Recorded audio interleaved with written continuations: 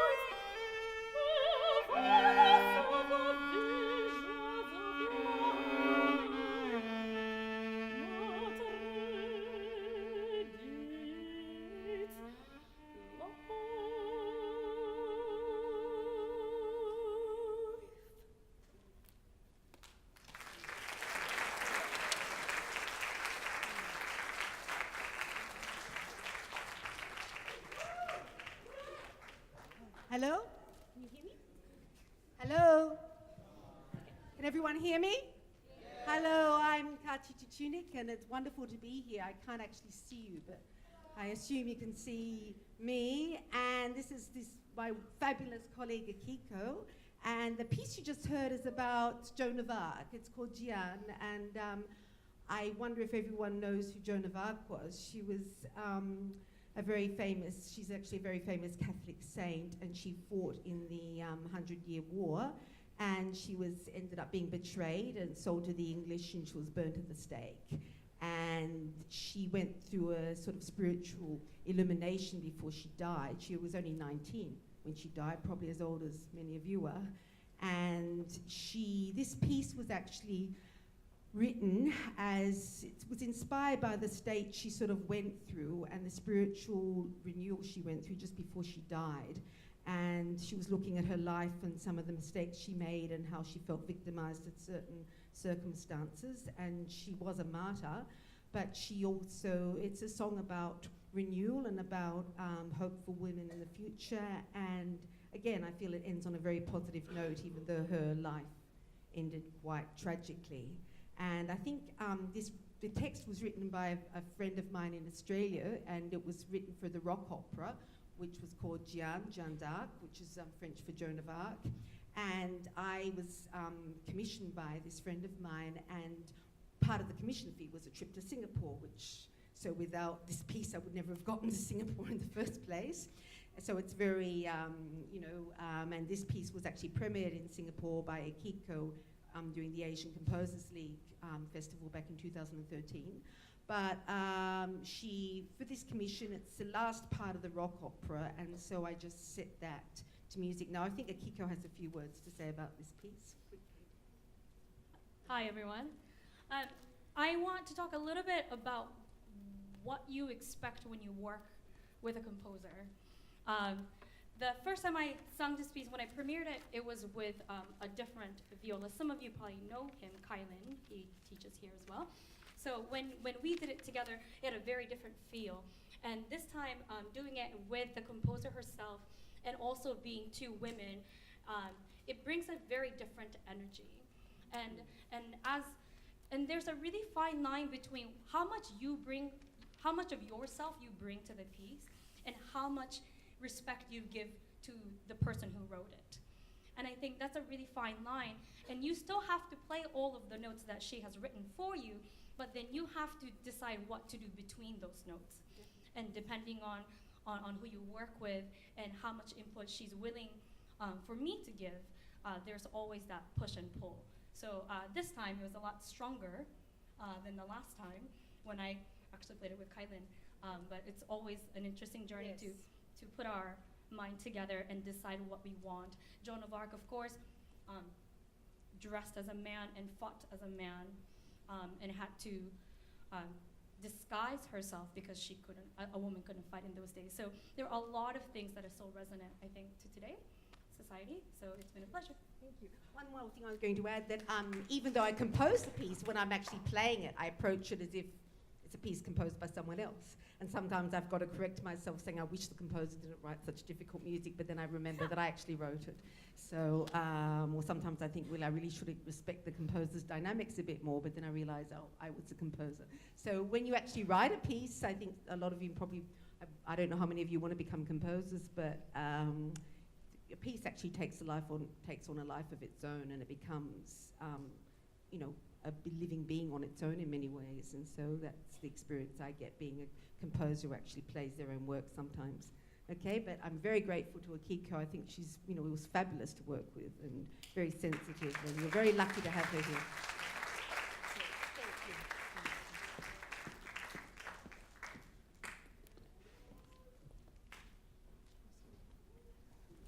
I'm just going to call my colleague Ross Carry-On, who's going to talk a little bit about the next piece. We're going to talk after we play, actually. So we'll get the over and done with. I'm just trying to delay.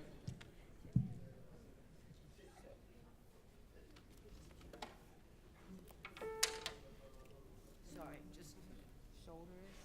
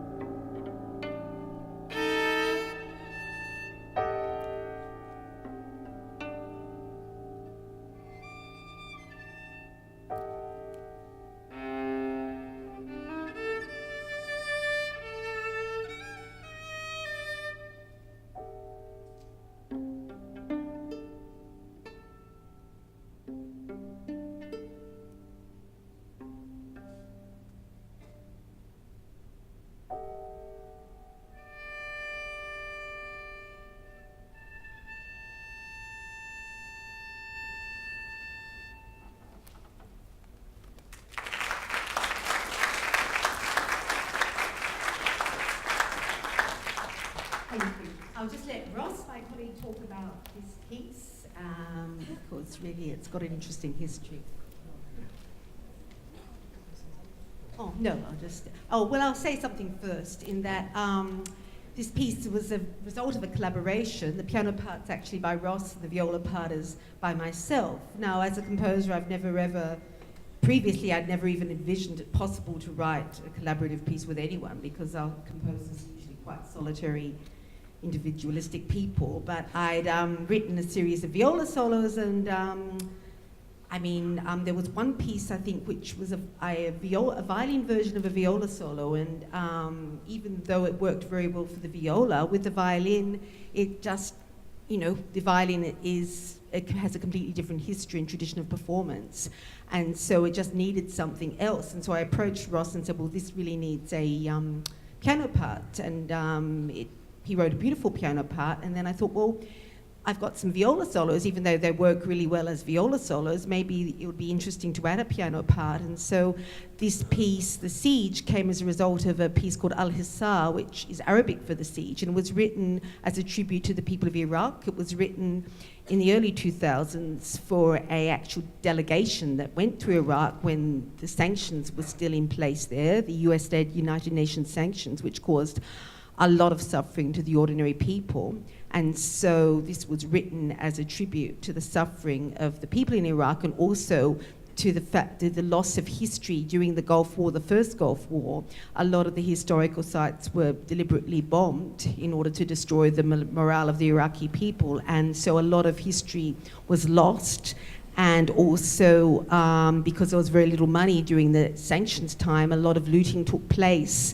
And a lot of history was lost, because if you've got a lot of an archaeological site, and there are a lot of artifacts that are thousands of years old, including clay tablets with the first writing, because writing was actually began in Sumer, which was now in modern-day Iraq, and it's called the cradle of civilization. It's the land between two rivers, Bein Nahrain, and if you've got tablets, an archaeologist has to actually piece things together and put things into context. Now, if a lot of looting takes place and a lot of the pieces are missing, it's very difficult to reconstruct history. And so I felt very personally grief-stricken as a result of that, because I was studying Arabic as part of my PhD and had always felt a great cultural affiliation with that part of the world, and I'd studied Mesopotamian history, so I was particularly grief-stricken when I read about the loss of history, so I wrote this piece in response. Now, when the piano part was written, it became quite a different piece, and instead of being called Al-Hissar, it is called The Siege. But anyway, I've talked enough. I'll let Ross talk about his collaboration. Oh, well, I'll be very brief, because you've already heard the piece. So you can hear what the nature of the collaboration.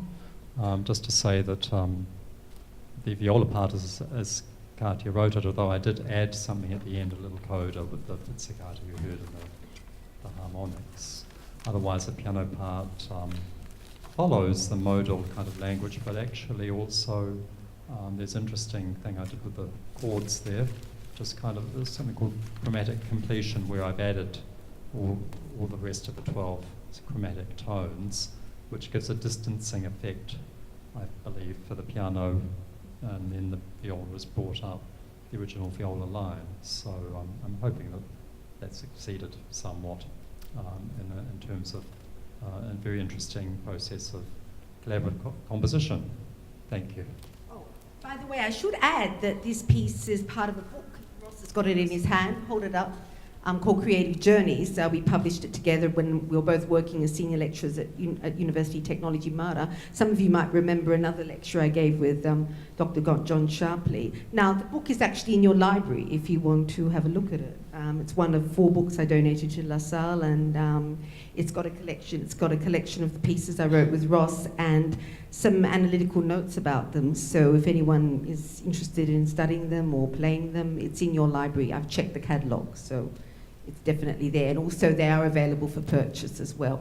Okay, so I think we'll move on now. Thank you very much. I'm going to call my colleague, Dr. John Sharpley, out.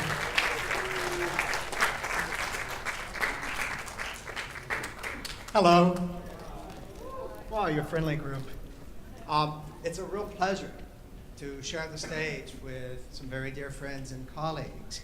I'm sorry? And our collaboration and our friendship goes back a number of years and many countries. So it's a great pleasure. I want to play for you today some pieces that mean something to me personally. We always think about identity and where we're from. And as an artist, how do we express that? So some years ago, I wrote a piece that was dedicated to my home. I don't know if you know where I'm from. You probably won't guess by looking at me. I'm from Texas. And Texas is quite multicultural, as you may know. And we've actually been under 6 flags. We were even a country once. And there are those who say we should be again. And there are even talks of succession. I wouldn't mind that, actually. And these 3 pieces I'm going to play today represent these different influences that have been in my life too. The first is a blues. So I'm going to play some blues for you. It's the color of my shirt. So just look at my shirt. That's all you have to do. But what I'm really interested too in the blues has suffering in it. It has a deep sadness, but it has a beauty. But it has something inside of it. What happens when you take away the notes, when you take away everything that you recognize and you go into something that's beyond all that, and you realize there's something else there, and that's what we're trying to find. So I hope you notice at some point in the piece, in the middle of the piece, some strange things happen, which is like taking off the mask. The next piece is based on a Texas-Mexican border song. Mexican culture is really strong in Texas, and that was my second language to learn. And it's still quite frequently spoken in Texas. This is a song which is a kind of a strange love song, actually. It's called The Shepherd and the Beautiful Lady. And in this custom, the guys have to sing really loudly, and the loudest singer gets the lady. Then. So, yeah, you're loud. Okay, look. We have some contenders here. So, what would happen if some guy who thinks, well, I don't really have a chance because all these other guys really sing loudly. What if I sing the softest? Maybe that will draw something.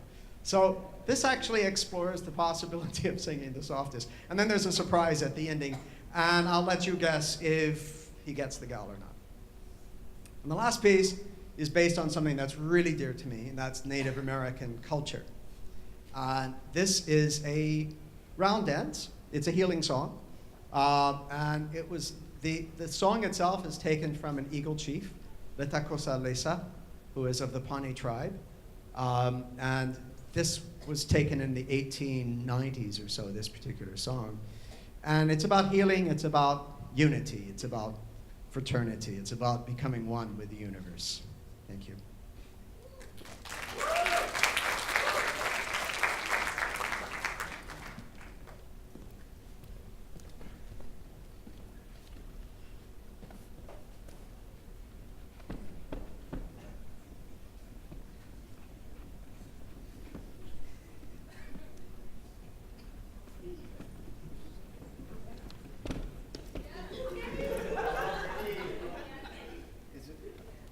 I want to become one with a piano bench first. Then.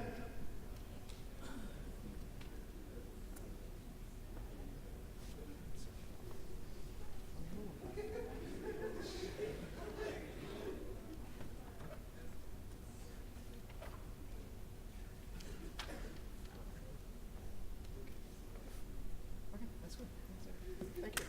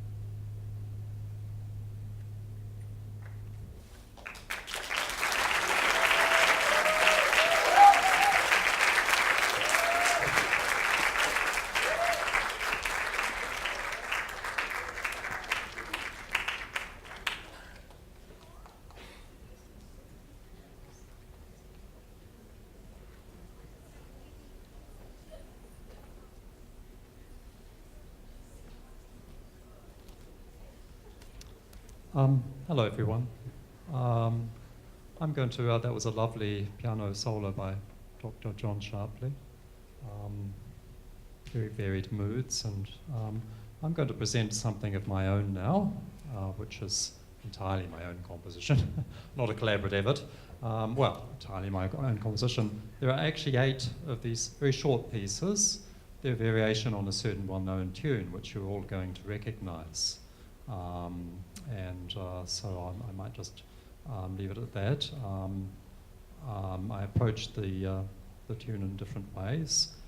Each of these 8 pieces is dedicated to a contemporary composer of my acquaintance.